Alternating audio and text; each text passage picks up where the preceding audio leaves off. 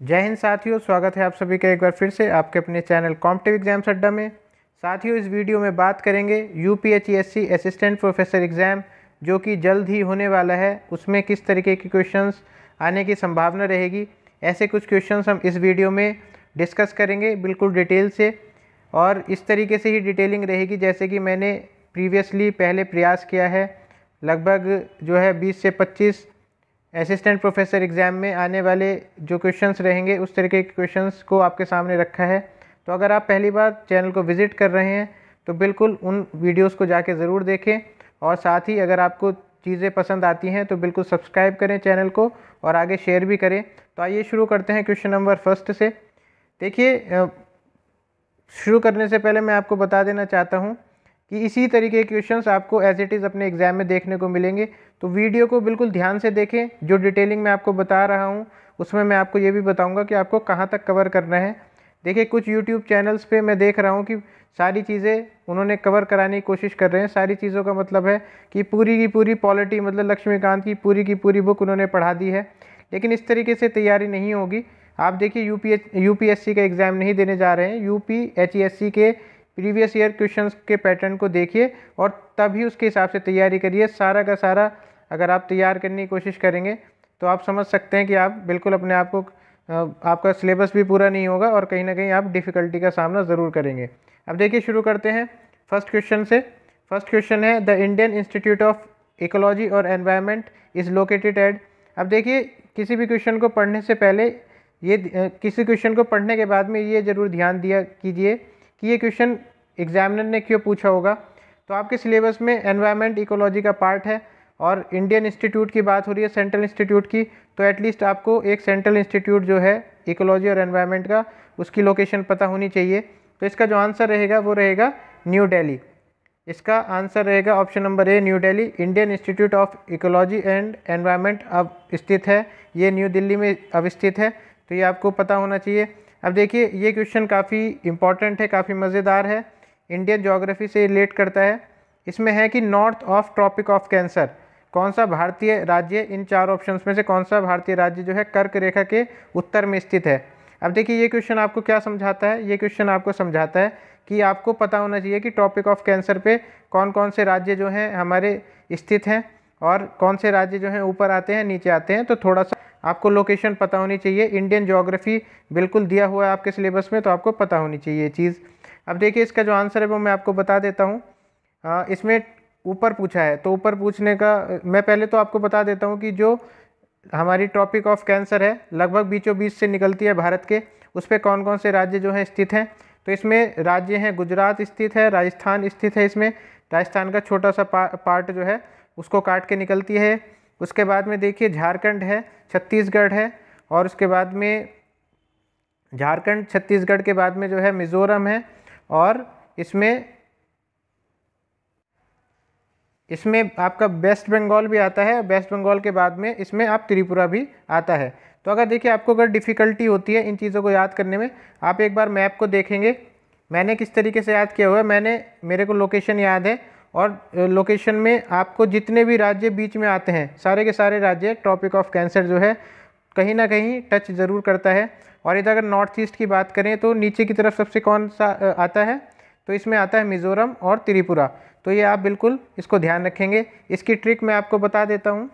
Trick आपको अपने तरीके से भी आप इसको बना सकते हैं। इसको आप याद रख सकते हैं ग्राम या ग्राम करके भी आप इसको याद रख सकते हैं। ग्राम जेसीबी, जैसे कि गांव, जो ग्राम होता है उसको गांव भी कह सकते हैं। गांव में जो है जेसीबी चल रही है, जेसीबी मशीन, और फिर कौन चला रहा है उसको? आपका मित्र चला रहा है, MITR जो है चला रहा है।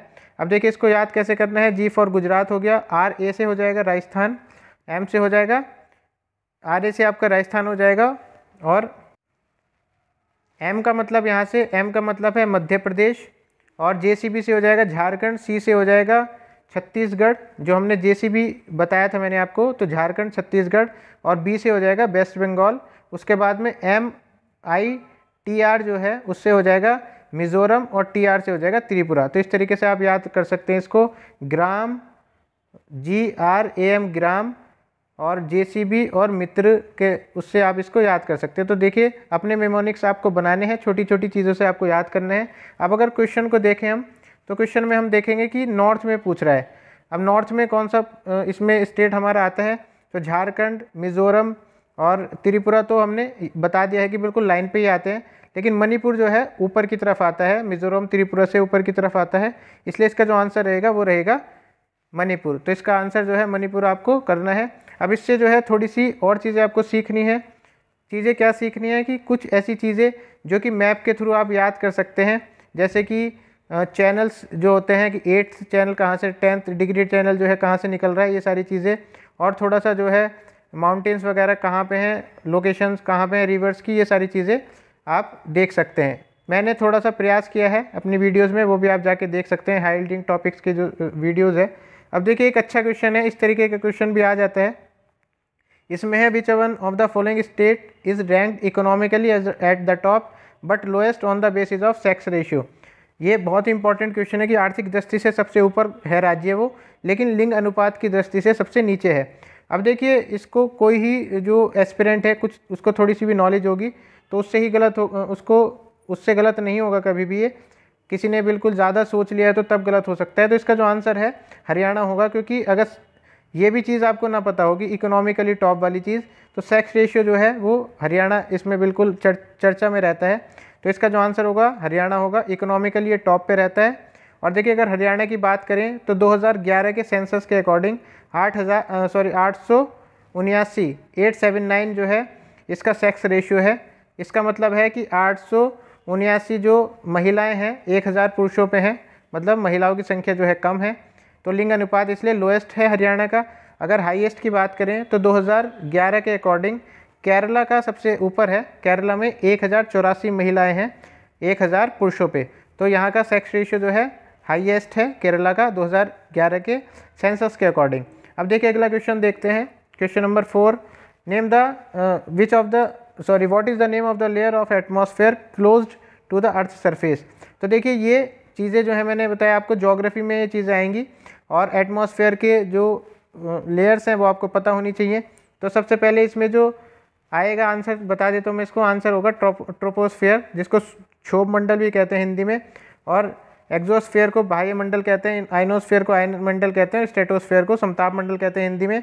अब देखिए मैं इसमें जब इसकी चर्चा हो रही तो आपको बता देता हूँ कि सबसे पहले तो आती है ट्रोपोस्फेयर, जो अर्थ के बिल्कुल सबसे निचली हिस्सा है जो हमारा वायुमंडल का।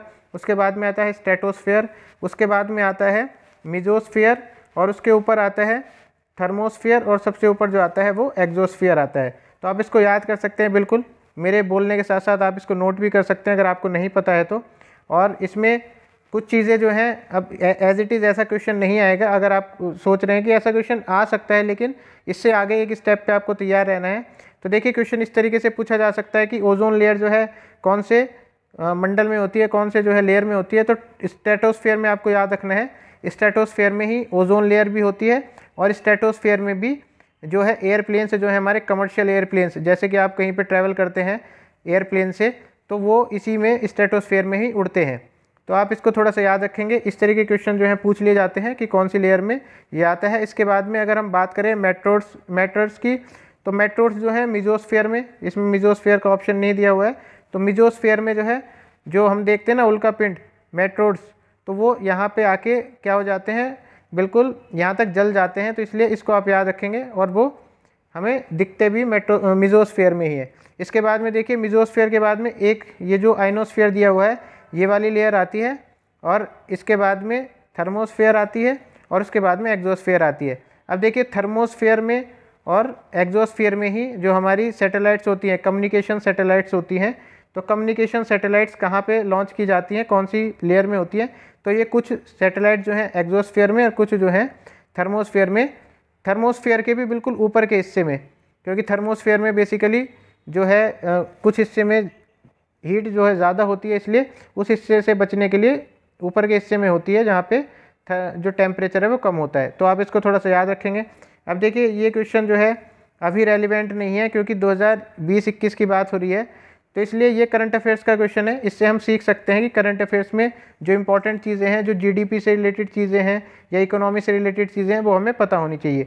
ये क्वेश्चन क्या है, एक बार देख लेते हैं इसको, कि भारत सरकार के मंत्रालय के अनुसार कोविड-19 लॉकडाउन के कारण वित्तीय वर्ष 2020-21 में प्रथम तिमाही में जो है भारत की सकल घरेलू उत्पाद में कितनी गिरावट आई थी। तो देखिए फर्स्ट क्वार्टर में जो है कितनी जीडीपी में कितनी गिरावट आई थी कोविड-19 की वजह से। तो इस तरीके का क्वेश्चन है। अब देखिए क्वेश्चन नंबर 14 देख लेते हैं। विच of the following countries is not a member of quad. अब देखिए क्वाड जो है विभिन्न जो कॉम्पिटिटिव एग्जाम्स है उसमें काफ़ी विशेष रूप से ये पूछा जाता है।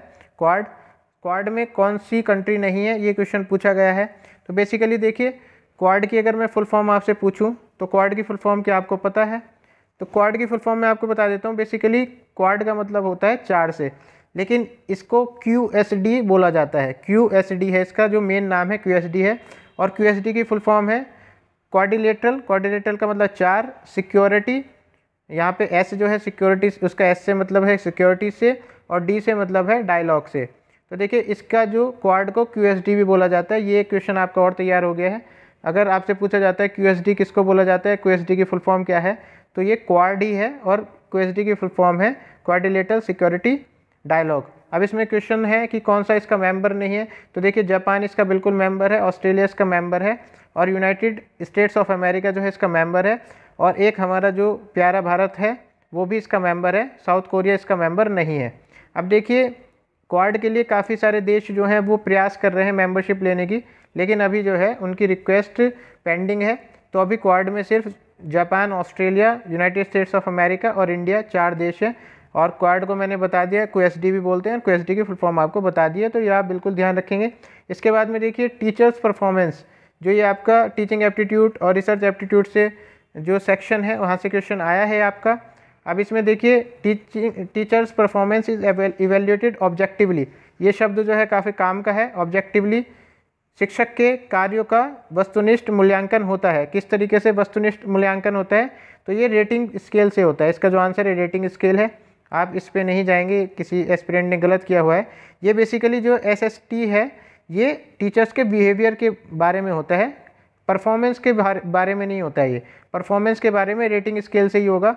रेटिंग स्केल्स में जैसे कि आपने देखा होगा, आप कहीं पे कोचिंग लेने जाते हैं, वहाँ पे आप जब निकलते हैं तो आपको एक फॉर्म दिया जाता है। आपसे पूछा जाता है कि टीचर का जो आपको ऑप्शंस दे दिए जाते हैं, वेरी गुड, गुड और पुअर, इस तरीके के ऑप्शन दे दिए जाते हैं। तो आपको एक पे टिक करना होता है, तो ये उसका मूल्यांकन हो रहा होता है। या आपको नंबर्स दे दिए जाएंगे कि 1 से 5 तक का, 5 से 10 तक का, 10 से 15, इस तरीके से आपको इवैल्यूएट करना होता है एक स्केल पे।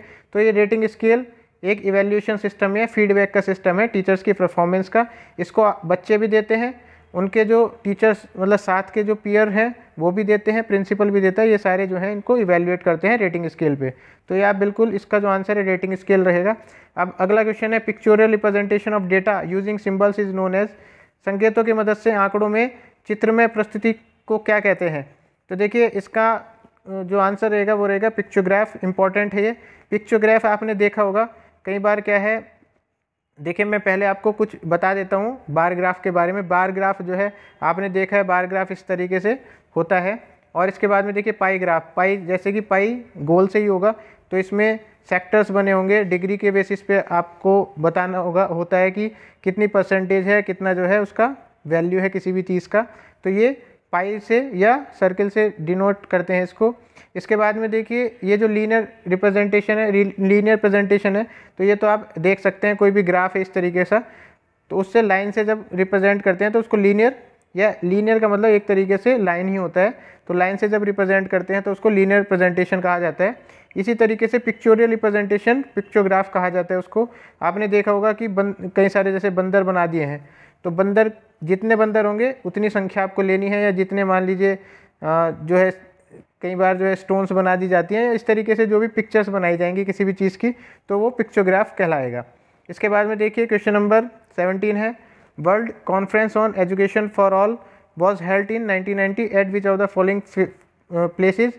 तो देखिए ये, अब आप सोच रहे होंगे कि 1990 का भी याद करना है क्या हमें, 1990 का क्वेश्चन है ये, तो ये भी याद करना है क्या हमें। तो अब देखिए ये रेलिवेंट क्यों है, क्योंकि आप एजुकेशन का एक यूपीएचईएससी एग्ज़ाम दे रहे हैं, असिस्टेंट प्रोफेसर का एग्ज़ाम दे रहे हैं, तो इसलिए थोड़ा सा रेलिवेंट हो जाता है। और ये छोटी मोटी चीज़ नहीं है, एजुकेशन फॉर ऑल की बात हो रही थी, इसलिए ये थोड़ा सा आपको पता होना चाहिए।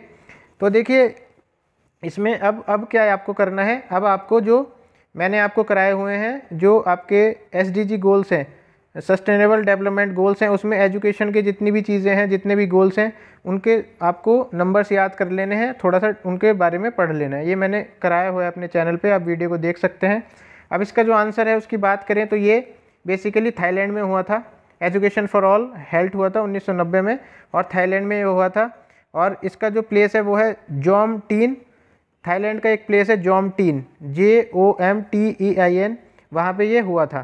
तो ये क्वेश्चन इस तरीके का रेलिवेंट हो जाता है। और ये किसकी बात करता है, एजुकेशन फॉर ऑल या यूनिवर्सलाइज्ड एजुकेशन की, मतलब सभी को एजुकेशन मिलनी चाहिए।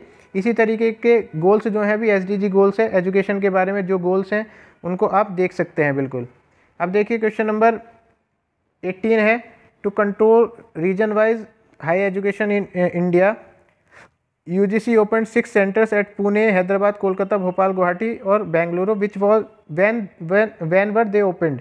तो देखिए उच्च शिक्षा में क्षेत्रवार नियंत्रण के लिए UGC ने पुणे, हैदराबाद, कोलकाता, भोपाल, गुवाहाटी और बेंगलुरु में 6 केंद्र खोले थे। वे कब खोले गए हैं, तो देखिए ये खोले गए हैं, इसका जो आंसर रहेगा बी ऑप्शन रहेगा 1994 1995 में। तो यहाँ पे देखिए प्रयास किया गया था, UGC की जो भी चीज़ें रही हैं, अब आपको लगेगा कि 1994-95 का क्या हम याद करेंगे क्या जाके, तो UGC की वेबसाइट पे एक बार जाना है, या UGC का जो विकीपीडिया का पेज है वो आपको ज़रूर एग्ज़ाम से पहले पढ़ के जाना है। विकीपीडिया में आपको पता चल जाएगा कि जो जो मेजर स्टेप्स हैं वो UGC ने जो लिए हैं वो पता चल जाएंगे। तो 1994-95 इसका आंसर रहेगा।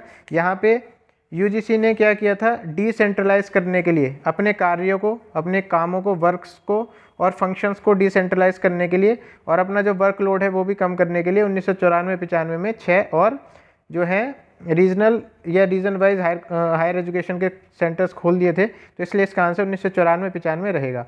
अगला जो है एक बहुत ही इंपॉर्टेंट क्वेश्चन मैं इसको कहूँगा, ये आपको बिल्कुल पढ़ के जाना है, यहाँ से क्वेश्चन बनने की पूरी संभावना रहेगी।